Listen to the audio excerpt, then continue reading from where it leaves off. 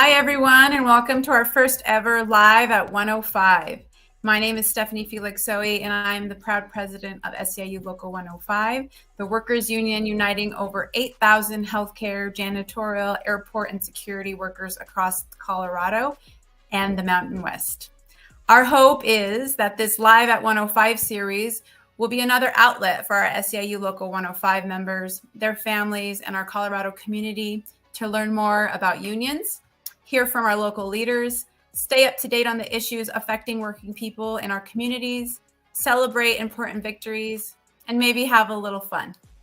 Now, with this being said, this is our first live stream. We know there is going to be a lot we can learn today and get better at along the way, and that's why we want to hear from you, those of you watching on Facebook and YouTube. Be sure to like and subscribe to our channels and leave us some comments throughout the stream. You'll have a chance to see your questions answered and some comments come through. Now we've got packed worker power hour lined up for you with news from across our union, some answers to some questions that you have submitted, and some union swag giveaways. But first, we're going to dig into some headlines from labor news and get some live reactions from our very own Michael Howard.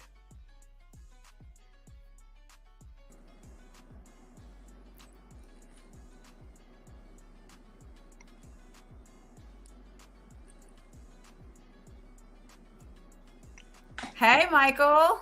Hello, Stephanie. How's everybody? Good, good. How are you doing, sir? I'm doing pretty good. Thanks for joining us. Absolutely. Michael, why don't you go ahead and introduce yourself to our audience? Okay, my name is Michael Howard. I'm a Kaiser employee. I've been with Kaiser. Matter of fact, I just celebrated my 14th year anniversary a couple weeks ago. I've been affiliated with SEIU for the same amount of time, 14 years. I'm a steward. I'm a member of the E-Board. I'm the president of the COPE committee. That's our committee on political education. I'm part of the SOX committee. That is the steward oversight committee.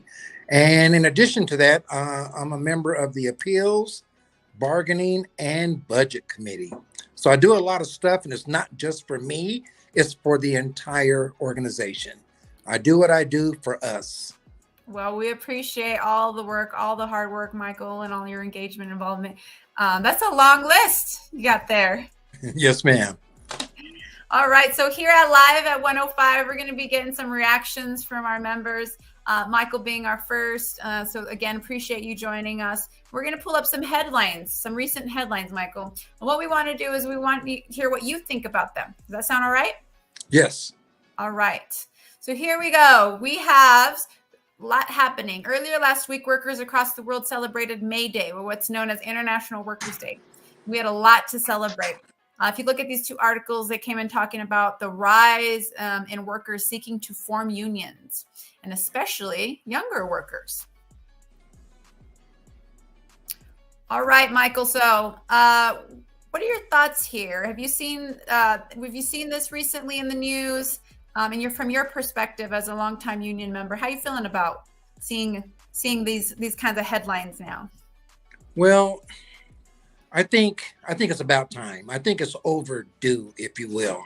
I mean, there's a lot of young people out there, what they call them, the millenniums. And they just, for the most part, they don't have a voice in their jobs. They don't have a voice as to how they're going to do their work. I could showcase my daughter. She's a prime example of that. She's been in the workforce. She's had several jobs. She's trying to go back to school. But in the meantime, she's being disrespected right along with the other young folks. And I think with them having a voice in their organization or wherever there's work they're working for, it speaks volume. I mean, they'll be able to dictate to the company how that work is getting done, and it will provide them with some protections if they were able to organize. Yeah, I would totally agree. And you know, when they told me you'd be joining us for this section, and I saw the headlines, I absolutely started thinking of your daughter and the future that we're all talking about. You know, hoping to build alongside the younger generations. Some of the headlines here, you know, we're talking about Generation U, which is, I think, even also younger. Probably your daughter falls into this. they're calling it the revolt of the college educated working class, right? Right. Folks who just looking for a good job, like you said, but still have no voice, no matter what type of education they come into the workforce with. And I think the quote around, we've been told that the world will end and that our conditions will be worse than our parents since we were children. We've just grown up in that kind of world. So why not fight to change it? Exactly.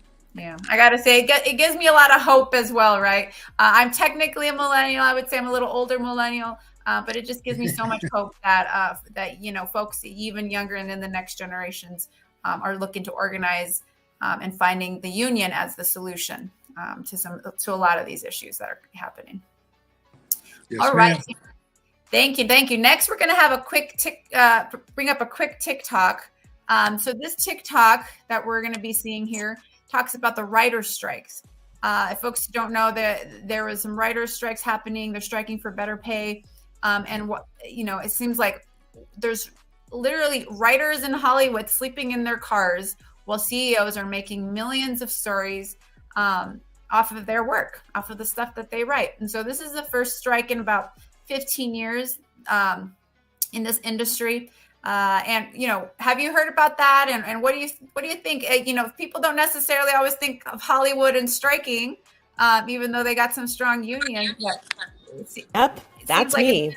You're probably wondering, how did I get here? Well, the Writers Guild of America is on strike. It all started because the WGA has a contract with the AMPTP, which includes over 350 film and TV studios, including these guys. The contract covers things like our health pensions and minimum script fees.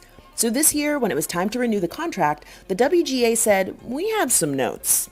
Episode orders have gotten shorter, writers' rooms have gotten smaller, and streaming residuals are practically non-existent. And now the writers behind some of your favorite movies and TV shows are struggling to pay their rent. And all of this makes it harder for new writers to break into the industry and advance in their careers. Meanwhile, Hollywood CEOs are taking home millions. So the WGA spent 6 weeks attempting to negotiate with the AMPTP, but they refused to even engage on some of our most pressing issues. And so, for the first time in over 15 years, the WGA is officially on strike. Make no mistake, we've got a long road ahead of us, but we're prepared to fight for the profession that we love. Whose story? Our story. Whose story? Our story. Whose story? Our story. Whose story? Our story. Whose story? Our story. Whose story? Our story. Yeah. What do you think, sir? That kind of strikes at home, if you will.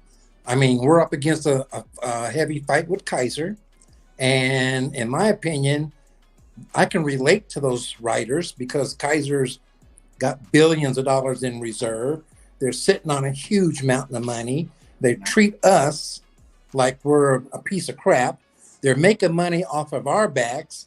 And what we get, a little measly slap in the face with a $500 bonus that took 3 months to get.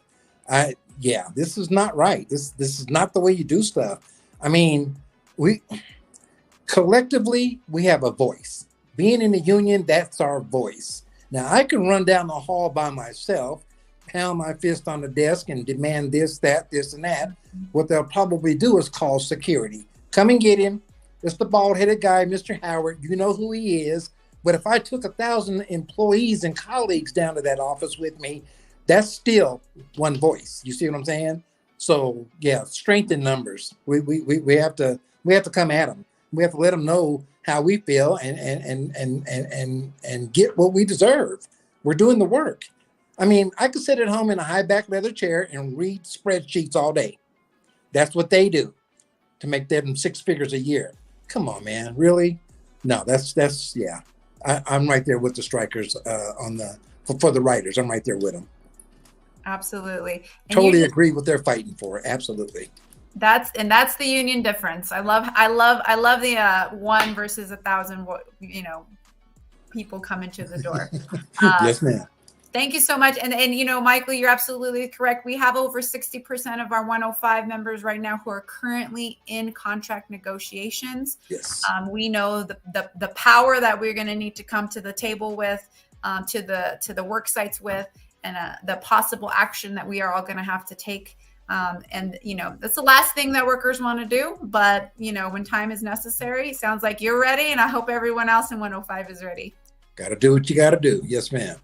Very good. All right, Michael. Well, this was tons of fun. Thank you so much for joining us. I do hope you'll come back. I hope, we'll have you back in this segment and other segments in the future. And you have a very good evening, sir. I'll be more than happy to join. No question about it. Thank you. Thank you.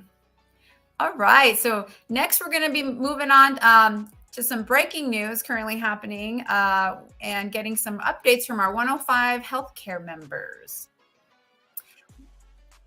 Please help me in welcoming Ms. Janetta McCain, Maria Justice, and Sasha Neal.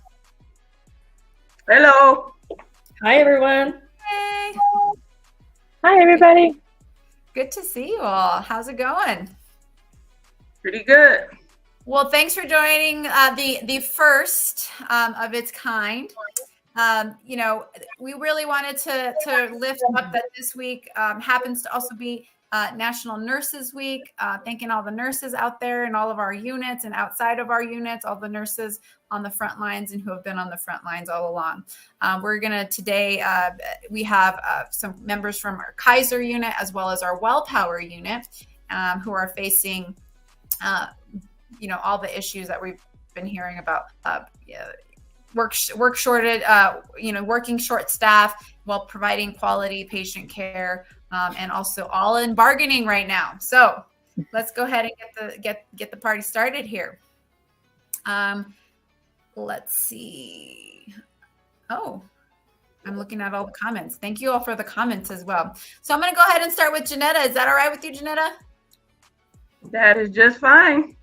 All right. Why don't you introduce yourself? How long, you've been a Kaiser employee, what you do at Kaiser? I'm a licensed practical nurse, and I've been with Kaiser for 21 years. I also sit on the executive board. I do not wear as many hats as Michael Howard. However, I used to. I'm also part of the Gap Band. Yeah. All right. Well, Janetta, I think I want to start off by asking, how has it been working through, through the pandemic now, seeing the challenges that we're in currently for you as an LPN in your position? I would say that there was a lot of, at the time, uncertainty, hopelessness, fear, exhaustion being mentally, emotionally, spiritually, and physically during the pandemic. Mm-hmm. Now, and what are the challenges folks are facing now? I wouldn't say post-COVID, but in our new reality, and then currently within the Kaiser unit. I would probably say the number one issue is being short-staffed. A lot of folks decided to leave medical office buildings and settings like that during COVID and started to do other things like travel nurse, home health, and stuff like that. So short-staffed is probably the number one. People are not getting the time off that they need so that they can recoup mentally and physically. And folks are not getting breaks, lunches, things like that. And on top of all that stuff, just having poor management. And so what do you feel like folks can do within Kaiser specifically to get involved and fight back? Folks can participate in things like this, the live streams, any actions that we put out there. Folks need to be participating in that stuff.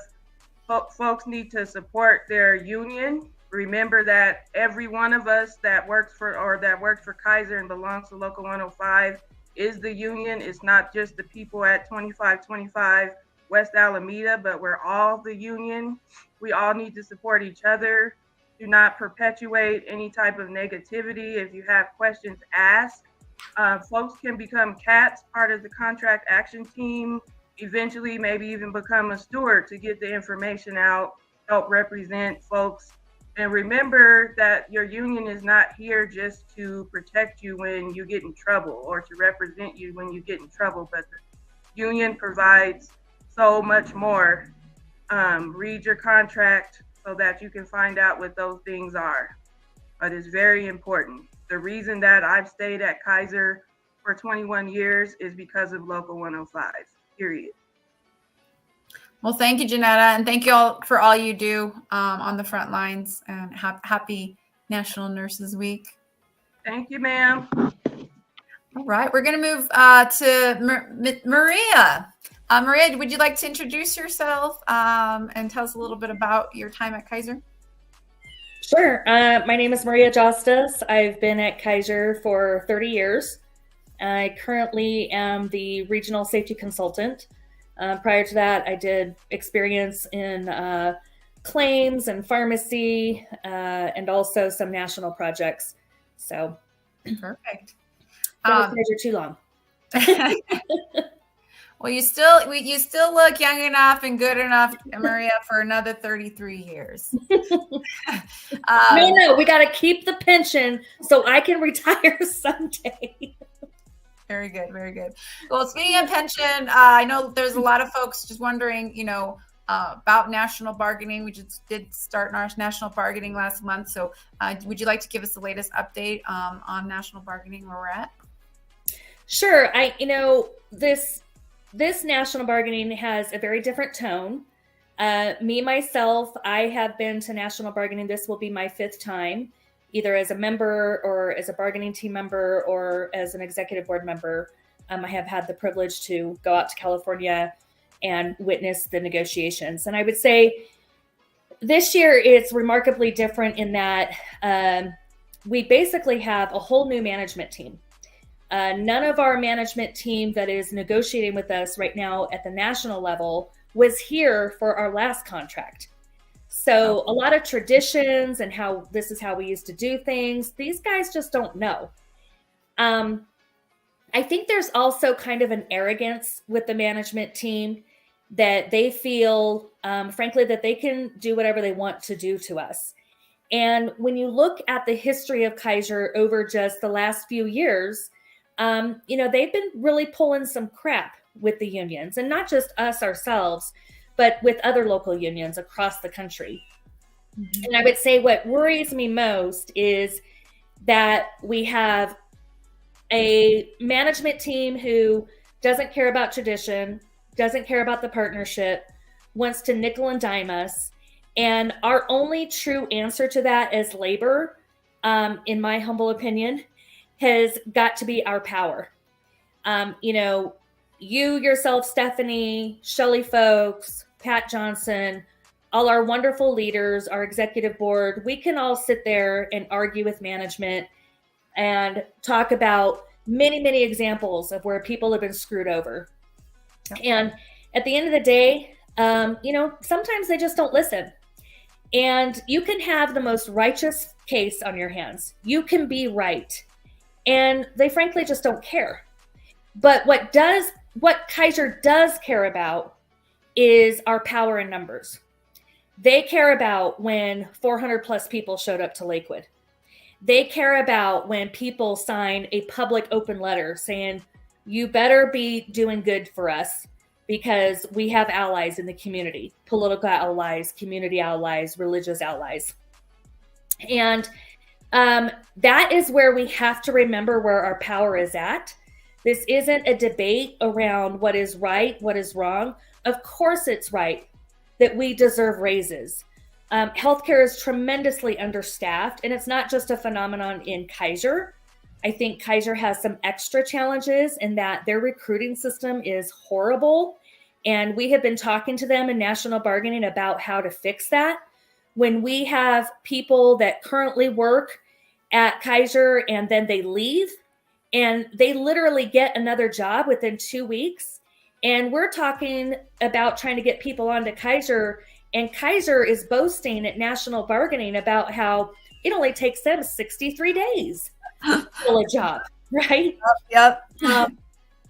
And the crap that management is throwing at the table, 96% of our employees would never leave us because we're so great. They just keep patting themselves on the back. And, it's going to take a lot of work, not only at the bargaining team level, at national, at local bargaining, but our managers need to fill it at the local level too. Our managers need to see a sea of purple every Friday. when managers come through and ask about bargaining, they need to know that our members are saying, yeah, we're standing up for what's right, and we're going to do that with our power. So you better do us right. What does that look like? Managers a lot of times during these campaigns will come through and ask you, oh my gosh, are you going to strike? And what they're doing is they're trying to tell their boss how serious we are as the front line. Because myself and Stephanie and Shelly, we can tell them all day long that people are going to strike, that we're ready to. We're ready to stand up and fight for what is right, for a strong, strong raise, to keep our healthcare benefits, to keep our healthcare pension, a defined contribution pension, which frankly, 95% of the United States private sector doesn't even have anymore. And so we have got to be unified and telling Kaiser management, yes, we are ready to strike. We will strike for what is right. We will strike for the pay that we deserve. We will strike for our benefits. We will strike to get better staffing in here so I can have some time off, so I can take care of myself mentally and physically and spiritually. Those are all righteous things that we have to fight for. And we can't do it alone. We have to do it, all of us together. And when they see that, when they see all of us united, when they see us taking action, that is what is going to get us a deal. And therefore, nobody has to go on strike. The power is now, and we've got to bring it home. Yeah, I couldn't agree with you more, Maria, and everything that you're saying. I do have one question to follow up to what you were saying, and then how folks can get involved. But are we willing to strike for respect? I am. Raise my hand. I'm quite sick of the disrespect. Kaiser in the last few years, they've been denying our grievances. They've been, pushing back our timelines on grievances. Oh, we can't meet with you this week. We have very strong contract language that says, we have a grievance, you need to have the meeting, and you need to get an answer back to us within 10 days, right? And they constantly give us, frankly, crap reasons. But it's also important to remember, we can get the greatest contract language, but at the end of the day, there's always going to be disagreements between management and labor. Well, what does that really mean?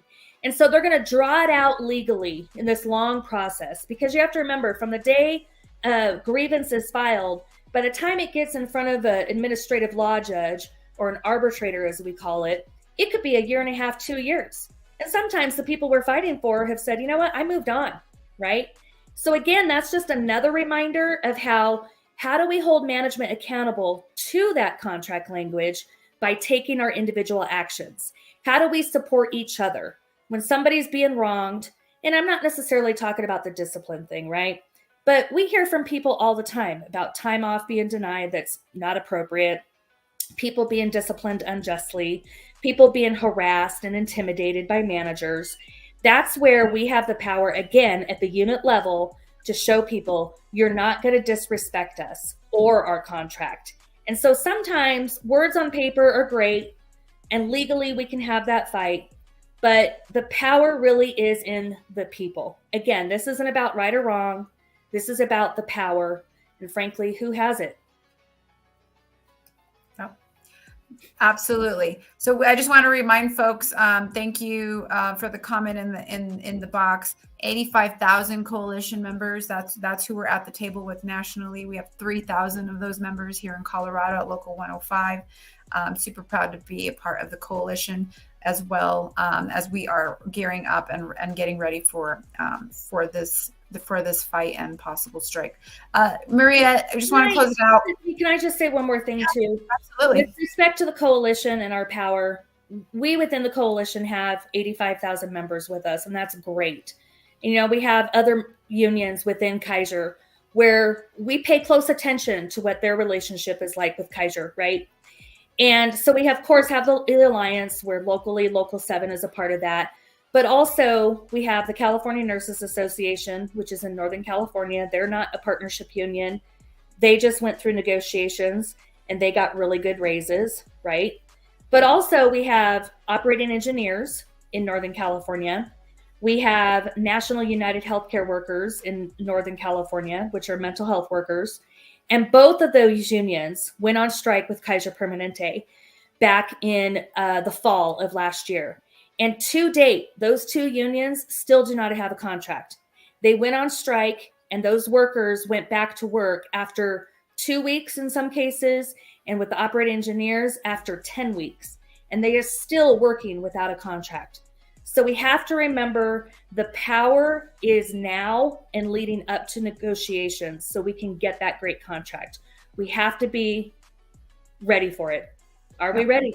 Yeah, every day. I also noticed Penny in the comments that she's been wearing purple every day since April. Yes. That's action, right? Purple. Yes. And obviously a lot of other things that Janetta mentioned as well.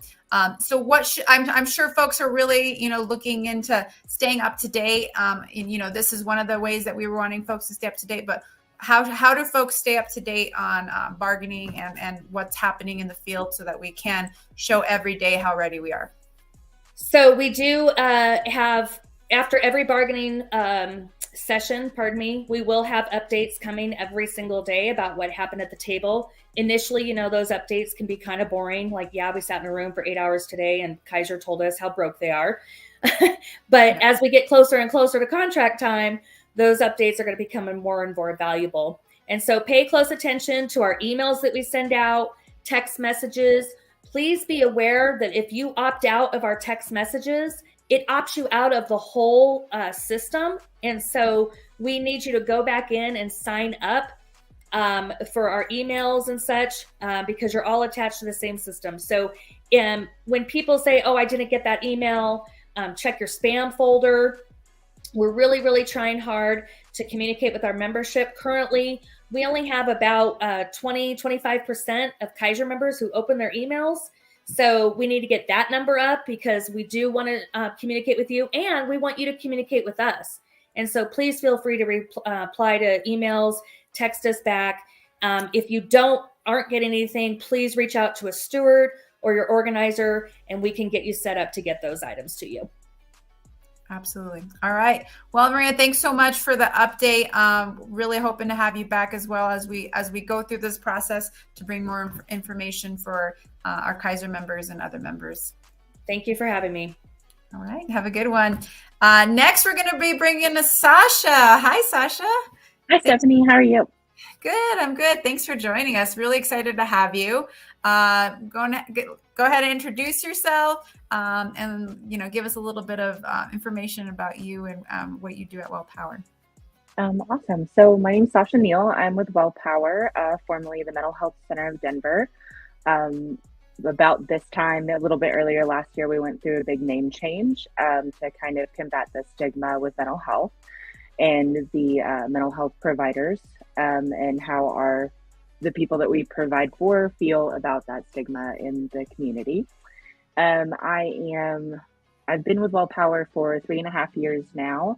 I am relatively new to the union leadership roles. I'm part of our CAT team, part of our COPE team, and very fresh on our bargaining unit. So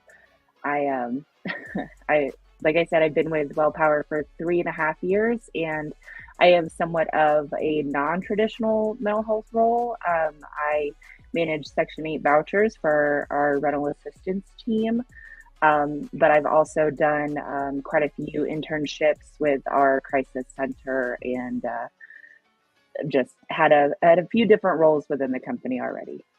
Great. Well, thanks for that work. Highly important work that you all are doing. So, as your negotiations have gotten started, I also want to comment.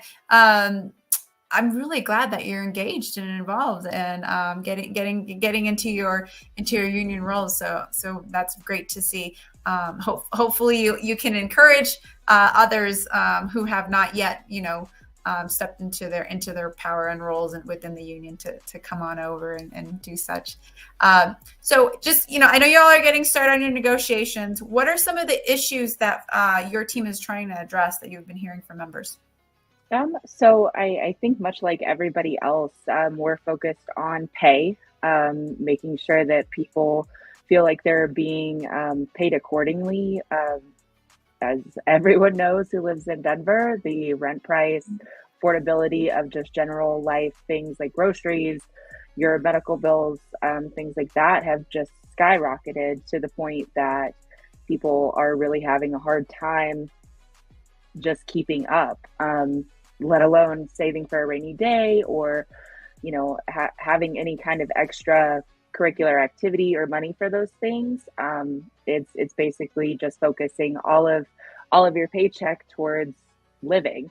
And I think in that way, we're looking to try and better the well-being of our employees so that they don't just have to focus on work or don't have to focus on working 2+ jobs to provide for their families.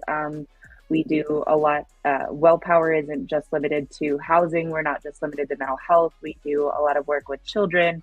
There are many teams that do boots on the ground out in the community combating homelessness, providing those services for people. We have teams that work side by side with police officers to make sure that the community is safe on a different level than we've seen before. And they deserve to be able to provide for their family and deserve to feel like they're, that their work is valued.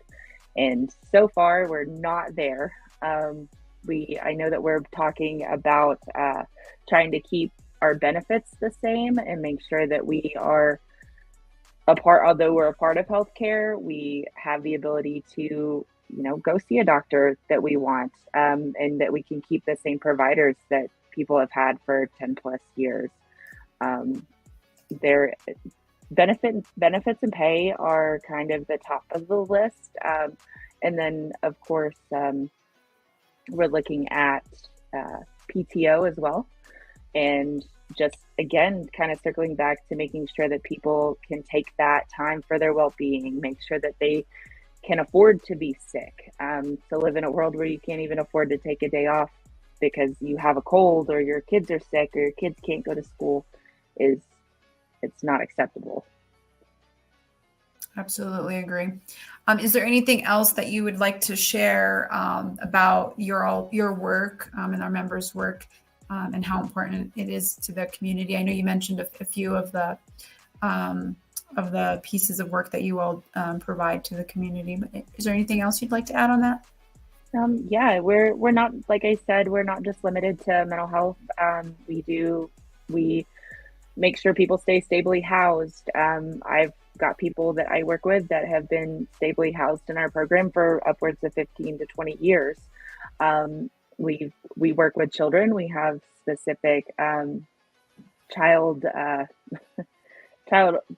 programs that help kids. We focus everything that we do is for the community, and it doesn't seem like management seems to care that the community is who we serve, but we should also be representative in a positive light because of that. Thank you for that. Very, very essential and important work. And just, I think same question, folks are probably wondering how they can get involved. How can our WellPower members get involved in the campaign? I would suggest to wear purple. I'm not today. I have I'm pregnant and have very few purple items that fit. So wear purple, wear your pins, wear, any kind of union stuff that you have in support of everything that we do, because that allows management, every time they turn the corner, they see purple. They see that we have that many people that are connected and that we are our union. And once we stand together, we can't be beat. Very good. All right. Well, thanks to Sasha for joining us, and congratulations. Thank you.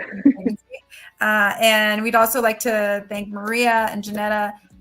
These are our 3 members from our healthcare units that are currently right now bargaining. We look forward to hearing all the updates and all the wins in the future contracts. All right.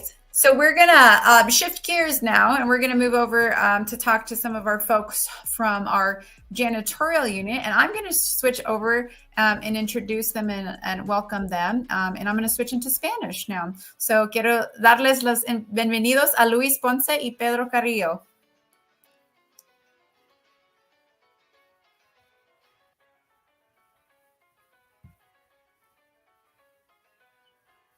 Hola, hola.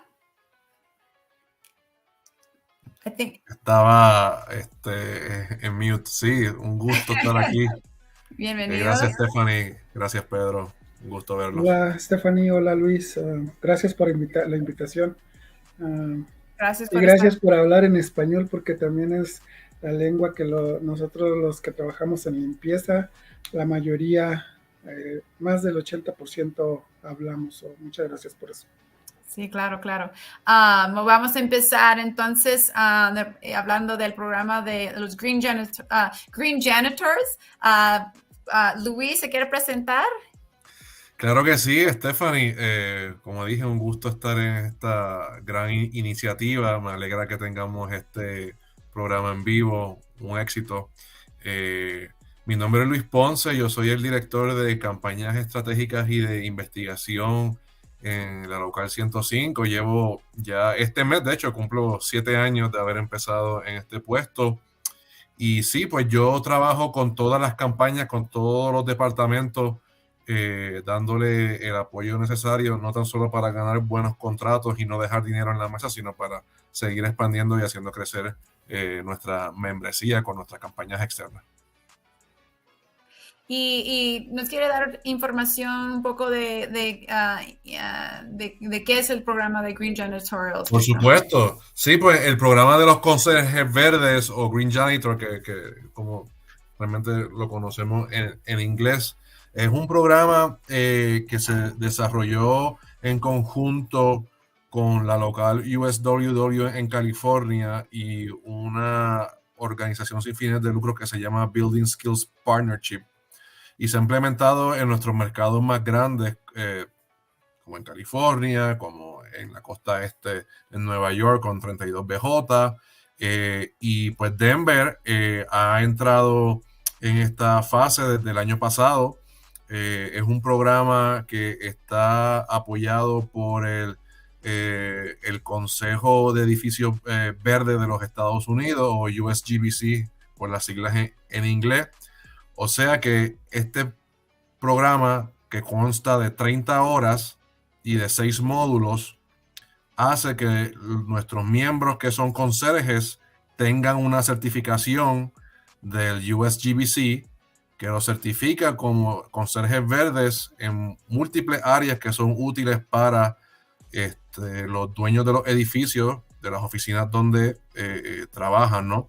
Y así estamos haciendo nuestra parte de no tan solo hacer más segura el trabajo de nuestros conserjes en el día a día, sino que esa educación hace que ellos también hablen con sus familiares en el hogar, con sus amistades, y se cree una ola, ¿no?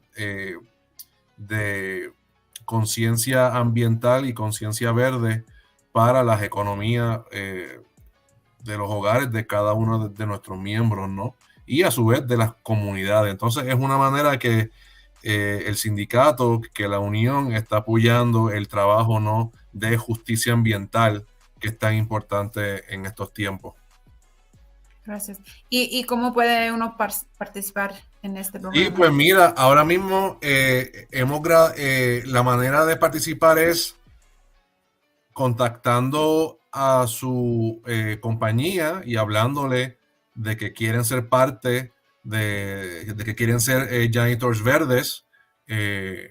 Ahora mismo han sido 2 compañías que han ido por el programa, ABM, que fue en Civic Center Plaza el año pasado, CCS, que graduamos la segunda clase en abril de este año, hace unas cuantas semanas, en el 1801 California, y ahora también CCS con 2 edificios, Dominion Towers y 1999 Broadway, Así que yo les recomiendo y les urjo a los miembros que le creen presión a las compañías, y con esa presión nosotros entonces, yo soy realmente el que hablo con los dueños de los edificios para que entonces podamos seguir expandiendo el programa. Al fin, estos nuevos edificios en Dominion Towers y 1999 Broadway va a ser muy importante porque ya vamos a tener cerca de 40, si se gradúan todos ellos, cerca de 40 miembros de Conserjes Verdes, y eso pues nos va a llevar a seguir aumentando y creciendo el programa. Así que en resumidas cuentas, hablen con sus empresas, también hablen conmigo, me pueden contactar y yo hablo con los dueños, y bueno, sigamos el camino de la justicia ambiental que hace tanta falta para nuestra comunidad, para nuestra gente y obviamente para el planeta. Muchísimas gracias, Luis, por la información y el trabajo y el apoyo. Claro que sí, un gusto. I'm going to give a recap. So Luis is our research director here at SEA Local 105. We were touching on the subject of our green janitorial program, which currently we are hosting in 2 new buildings. We have our downtown janitors who are participate in this program to learn new skills and education and receive a certificate of completion for the program in an effort to help support our pillar of environmental justice and in turning these jobs into good union green jobs. So thank you, Luis. And he did say that for folks who are interested, should definitely bring this up with their the companies that they work for and reach out to us, as we can also reach out, and we're working with building owners in the downtown Denver area to bring this program to more buildings in Denver. So gracias, Luis. Podemos seguir con Pedro. Pedro se quiere presentar y decir un poco del trabajo que hace y cuánto tiempo ha estado con nosotros. Claro que sí, Stephanie, gracias.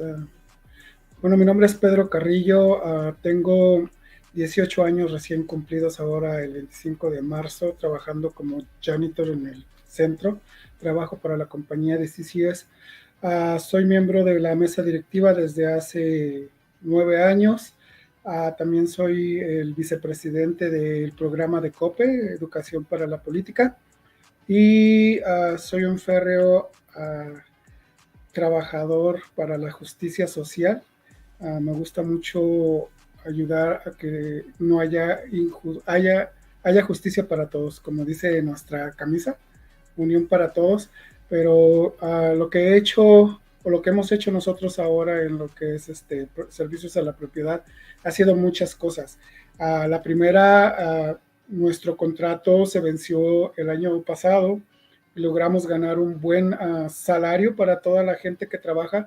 Creo que somos entre 2,000 y 2,700 personas que trabajamos como janitor en todo lo que es el estado de Colorado, y hemos ganado un buen salario. Aparte también, cuando en Denver aumentó el salario mínimo este año, que el 2023, nosotros también ganamos un poquito más de lo que era el salario mínimo para toda la gente, sobre todo para las personas que llevamos más de 3 años trabajando para estas compañías. Estamos esperando también otro aumento, estamos luchando para que ese aumento también nos lo den los dueños de las compañías, pues creo que estamos ahí para ayudarlos a ellos a crecer su negocio y pues para ayudarnos a nosotros a crecer nuestra familia. Entonces esperemos que esto llegue a ellos y vean que nosotros como sus ayudantes merecemos también el respeto. También hemos visto el incremento de casos que tenemos en contra de nuestros empleadores, más bien de nuestros supervisores. Y hay un número que yo quisiera dar al aire, ya lo están viendo ahí en la notita, pero yo también quisiera, es el 303-727-8066. Este es el número en donde se puede comunicar cualquier persona que sea janitor y que esté afiliado a la Unión, al local 105 de SEAU, para poder expresar cualquier problema que tenga. No se tarda mucho en contestar. Si las personas que están atrás de ese teléfono tienen tiempo en ese momento, les van a contestar, pero si no, se tardan entre 12 y 24 horas para contestar. Llamen, es bien importante que llamen y den sus problemas. Así nosotros también vamos a saber qué problemas podemos solucionar. Si no llamamos, si nos quedamos con nuestros problemas, no los vamos a resolver. Yo les pido a todos esos compañeros janitors que si tienen un problema nos llamen, ya sea problema de sobrecarga de trabajo, problema de que no les pagaron, problema de que no les llegó sus horas extras, incluso también si su supervisor no les da vacaciones. Nosotros tenemos derecho a vacaciones, no importa qué, tenemos ese derecho por contrato. Entonces, hagamos valer ese contrato de todas las cosas. Si ustedes necesitan una copia del contrato, también pueden pedirla, sea a este número, o si no, directamente yo les puedo ayudar también. Como les dije, me encanta ayudar a la gente y creo que es importante tener la ayuda de uno de nosotros mismos para poder expresarnos y poder confiar. También hemos visto muchas cosas muy buenas. Este pasado mes hemos recaudado más de $15,000 para todas esas gentes que han hecho, que no les han pagado o que les recortan las horas o las vacaciones, no se les paga a tiempo, todo eso. Entonces, hemos hecho muchas cosas en este tiempo, Stephanie. Qué bueno escuchar eso. Pues muchísimas gracias y quiero el número de atención del miembros sí está aquí en la pantalla, so por favor, nótalo. Just to recap, I think Pedro gave us a really good insight into where the janitors are at currently. This last year, having gone citywide minimum wage was increased, and getting their wages increased because of that, as well as really fighting for folks who have been within the contract for longer period of time. So having seniority, having those folks, get increases in their wages as well as a priority. And it sounds like we've got $15,000 in wins as far as in grievance wins and back pay, etc. So that's a huge win. And then of course, just encouraging folks to call the membership line. The numbers at the bottom of the screen. And this is aligned if you have a question about seniority, about your wages, about your vacation schedules, about workloads, and or if you need a contract, because that is where our power also comes from, is in knowing the contract, not just having it in hand, but knowing it and using it. So thank you. Gracias, Pedro, por estar con nosotros. Solo puedo decir otra cosita más. Sí, claro. Para mis compañeros que están allá afuera, nosotros, incluyéndome yo, somos parte de ustedes. Ustedes nos eligieron a nosotros para llevar los problemas. Entonces, diríjanse también a nosotros para solucionar esos problemas. Estamos para ayudar y estamos por ustedes y para ustedes. Recuerden, nosotros somos la unión y nosotros tenemos que unirnos para ganar. Luchando, ganamos. De acuerdo. Gracias. Gracias, Pedro. All right. We're going to go to a video now.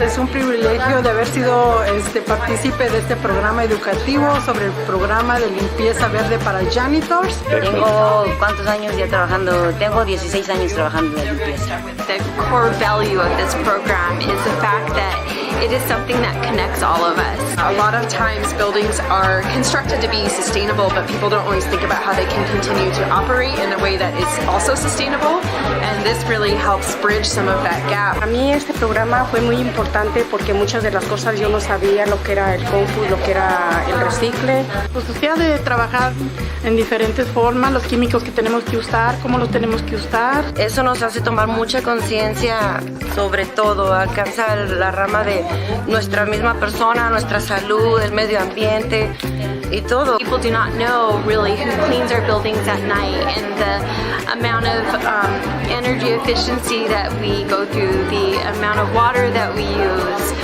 the amount of trash that we collect throughout the day. And janitorial staff are such a key part of maintaining buildings and making them wonderful places to be. So this is a really exciting program. Estamos protegiendo el planeta y no estamos protegiendo a uno mismo, a la gente. Es bien importante, principalmente para nosotros, para nuestro medio ambiente y para, como dicen las maestras, para la ayuda monetaria.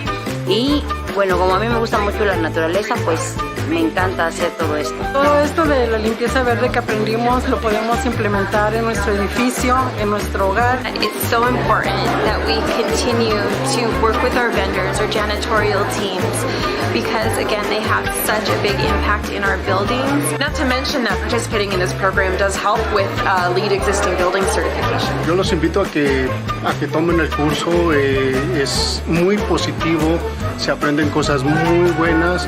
Para muchas cosas que tenemos que aprender, sí tenemos que salir adelante haciendo esto. Capa de ozono está siendo un poco dañada y todo esto, con la colaboración de todos, podemos mejorarlo.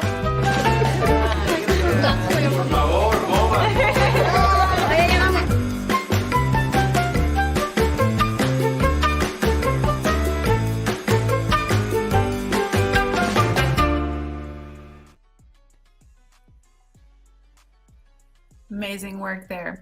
All right. So thank you all for still being with us. We're going to move on to some giveaways. We asked folks, some of our members, to submit your best purple up or your best Mother's Day photos. And now we're going to show the winners live at 105 for our submission contest. First, we have a picture from Kathleen Coleman and her mama, Paula, purpling up at our recent KP action. Congrats, Kathleen. Next, we're going to show a photo submitted by Magda Astudillo of her family on Mother's Day. Felicidades, Magda. And I also want to acknowledge today is Mother's Day, official Mother's Day in Mexico. So, Feliz Dia de las Madres a todas. Happy Mother's Day to everyone. Next, we have a photo from Emily O'Brien, one of our KP members. She shared a photo of her at Washington State with the CF purple tulips. Love it. Thank you, Emily. And then now we're going to go to one of our photos from a direct care worker and a CCWU member, Colorado Care Workers Unite member, Cheryl Sutherland, lobbying for some historic legislation that we'll be hearing about later in the show. Thank you, Cheryl. So all four of our winners have been chosen for this live stream, and you'll be getting a custom printed SEIU 105 shirt and hat. And next time you'll have a chance to win more custom swag. So we just want to wish everybody a happy Mother's Day all across our union. All right. So now we're going to move on. Congratulations. We're going to move on to, with our interview of Melissa Benjamin and Charmaine Phillips from Colorado Care Workers Unite.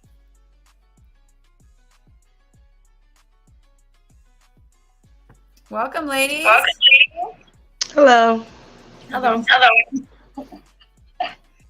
All right, we're going to start off with Melissa. Okay, thank you, Charmaine. Melissa, go ahead and introduce yourself, what you do for the local, let folks what you do for the local, and a little bit about your work as a home care worker. Yeah. My name is Melissa Benjamin, and I was a home care worker for about 20 years before I got involved with SEIU Local 105. I'm now the External Healthcare Coordinator and a founding member of Colorado Care Workers Unite and a close friend of Charmaine. Like, we're in this fight together. So I want to add that. And yeah, like my work as a home care worker, I for many years took care of people and often struggled taking care of myself and my own family, and got involved and haven't stopped since. Very good. So can you tell us what is Colorado Care Workers Unite CCWU, and how did it get to this point? Yeah, so back in the day when I got involved around 2014, 2015, we started out as the Fight for 15 and a union, and we kept organizing and raising issues. Like, nobody was talking about home care or direct care across the state of Colorado, right? And it's this organization that brought that conversation to the state. And so in 2018, we founded Colorado Care Workers Unite, which is an organization of care workers and clients that are demanding industry improvements and a care system that works for all, right? Care workers cannot afford to continue to do the work and care for their own families in the same way that they care for their clients. And it's a shame. And so that's why we formed CCWU in 2018. And the other reason why we formed CCWU is because historically care workers have had a tough path in organizing their workplace, because they were carved out of the National Labor Relations Act of 1935, right, as were farm workers. And so we are working to rewrite those rules and unwrite those rules. In 2019, we passed our first piece of legislation, Senate Bill 19238, which created the very first industry-wide minimum wage increase in the state for direct care workers. And then in 2020, when COVID hit, our home care workers were wearing paper towels for masks, using oven gloves as gloves because there wasn't really access to PPE. And we were able to organize and obtain PPE and pass that out to over 2,000 care workers across the state. And then in 2021, we marched in on the CDLE and demanded 15, the 15 we had been fighting for since we first started, and we won that. And then in 2022, we unveiled the Colorado Home Care Worker Bill of Rights, demanding a seat at a decision-making table. And our fight is not over. And Charmaine will talk a little bit more about the major historic thing we just won. Sorry. Before we go over to Charmaine, just real quick, what can people do to get involved and fight back? Because, it sounds like this is absolutely necessary and there is a place to do just that. Absolutely. So if you're a care worker and not yet involved, you can visit our website, coloradocareworkersunite.com, and hit that Get Involved button, fill out that form, and we will be in contact with you. And if you're a care worker that is involved and you are not yet a member, on that same website, on the bottom, you will see a little button that says Become a Member, and you can hit that and fill out that form and really strengthen this organization by becoming a member. And then for our 105 members, your support has been everything since the beginning. Like, you have held us in your hearts, and you have held our heads up at times we were having rough times, and you just have been there from the get, right? And if it wasn't for you all, we wouldn't be here. And so come to our actions and come to our rallies, and we will be there for you too, always, right? Solidarity. All right. Thanks, Melissa. We're going to head over now, talk to Charmaine. Ms. Charmaine. Hi. Let us know how long you've been Hi, everybody. My name is Charmaine Phillips. I have been a home care worker for over 25 years. I started with SCU around the end of 2019, beginning of 2020, with the Fight for 15. Right now, I'm happy to say that we actually did get our Senate Bill 23-261 passed. So that we can have the Direct Care Workforce Stabilization Board, which allows us to work directly with the Department of Labor and Employment in an effort to improve working conditions for roughly over 60,000 care workers here in Colorado. So this is a big historical win, a unanimous vote, and hopefully this just gives us an opportunity where we can be at the table to get better higher wages, better benefits, and protection from wage theft and harassment, and a lot more. We have a voice in the decision making, and it's an awesome thing. I'm glad to be a part of it. So Charmaine, you mentioned a few of the issues that folks are wanting to address. Are there any others that you'd like to share or touch on, and just how that you feel that this bill could help get our solutions out there? If I heard that question, can you repeat the question? You kind of cut out. I'm having some technical difficulties on this side, so I apologize. No problem. Are there any other issues that workers are seeing out there that are important to take to this board to try to address? I think one of the main things, or one of the best parts, is that we do have a say in where the funds go. We get to sit down and say where the funds get allocated, not just to the agencies, but to the workers, because we are the ones who do the work.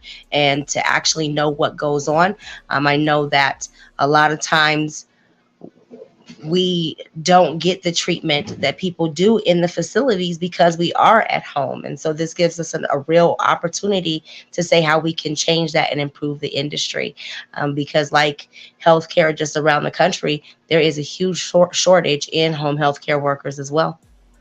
And so hopefully this will give us an opportunity to get people coming back into our industry as we are able to make major improvements on it.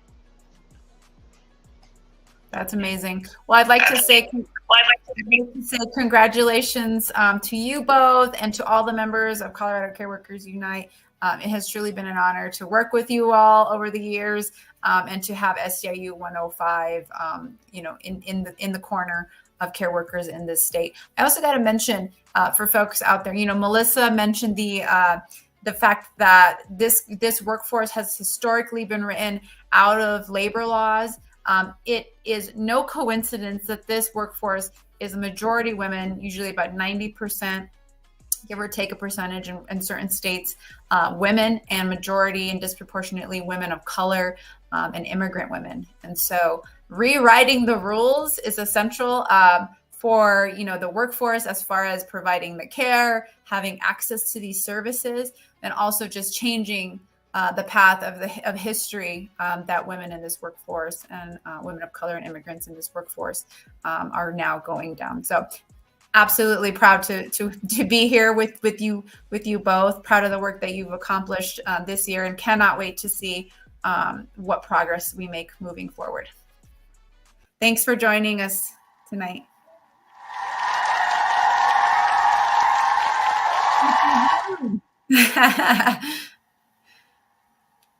All right. Now we're going to turn our attention over to the work that's happening at the airport. We got a lot of work happening across the union. We'd like to bring in Cassidy DeBarton from Swissport. Hi. Yeah, that's close enough. Cassidy, can you say DeBarton? DeBarton. DeBarton. Yeah. Okay. Thank you. So Cassidy, thanks for joining us. I know I think you're working today, so appreciate you taking the time and being with us and hanging on as we get through the program here. Cassidy, you work at the third largest airport in the busiest airport in the world every day. Oh my gosh, it's actually the second. Yeah, it's the second biggest airport in the world. Is it the second now? Okay. All right. Well, really important work that you're all doing out there. I know that you all just filed some OSHA complaints. You're also organizing around, safer working conditions. Can you just introduce yourself a little and just let us know how long you've been working at the airport? Anything about yourself? Yeah, my name's Cassidy DeBarton. I've been working at the airport for about 8 months now, and I work at Swissport. It's a nationwide company, and they operate within airports all over. And at our warehouse, we move Amazon freight. So planes come in and we move the freight off the planes into trucks, and it gets delivered to people's homes all over Denver and the Denver area.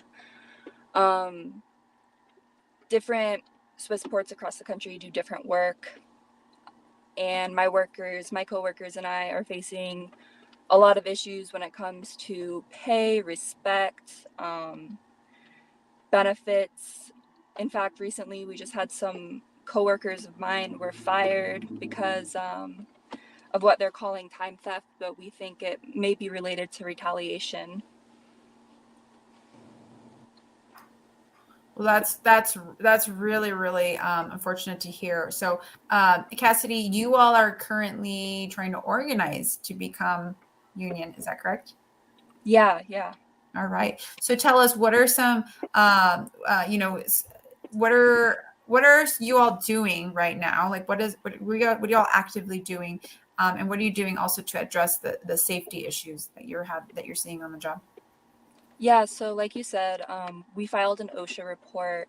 Myself and several of my coworkers have written statements, and a handful of us went to the OSHA office, and we turned in a file of several just awful, awful violations. And Swissport is now under investigation by OSHA.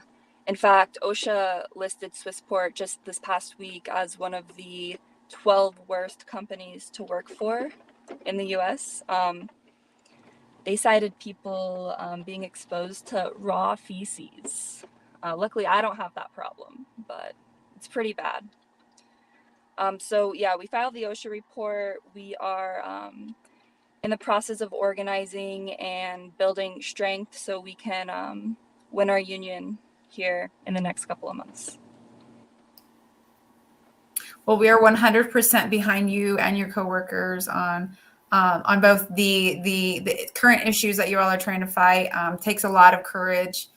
So I want to say, congratulations on, just basically taking that courage and getting out there and fighting for you and your coworkers. And just know that we got your back. We do want to share with folks what can others do to help support your efforts? What can we do?